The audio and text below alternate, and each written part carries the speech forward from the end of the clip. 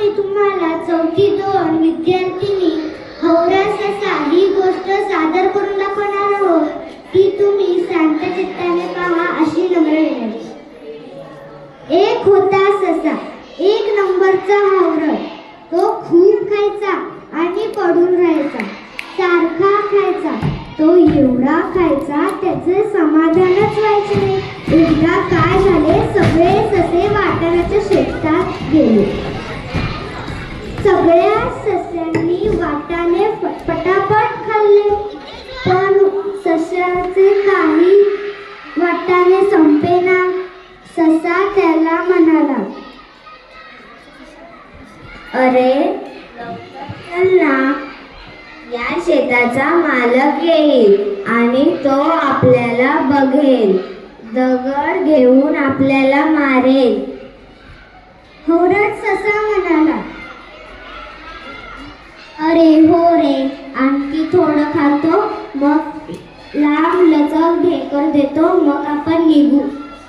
दुसरा ससा म्हणाला, त्या डोंगरावरून शेताचा मालक येतोय. हौरा ससा म्हणाला,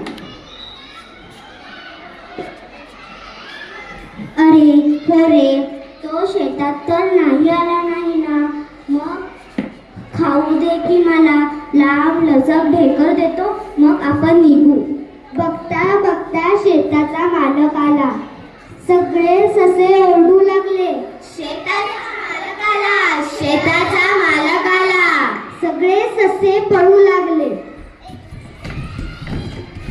पण हौरट सस्याची झाली पंचायत. त्याला जोरात उड्या मारता येईना, पळता सुद्धा येईना. सगळ्या सस्यांनी बांधावरून उड्या मारल्या, पण हौरट सस्याला काही उडी मारता येईना. तो उडी मारता मारता त्याची उडी बांधावरच पडली आणि सगळीकडे त्याला काटे टोचले. शेतातल्या मालकाने हौरट सस्याला काठी फेकून मारली.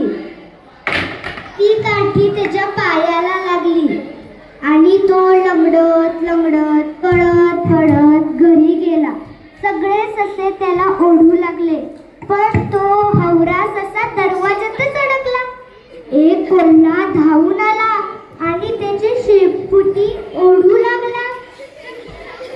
हौरट सस्याला कसे बसे ओढले.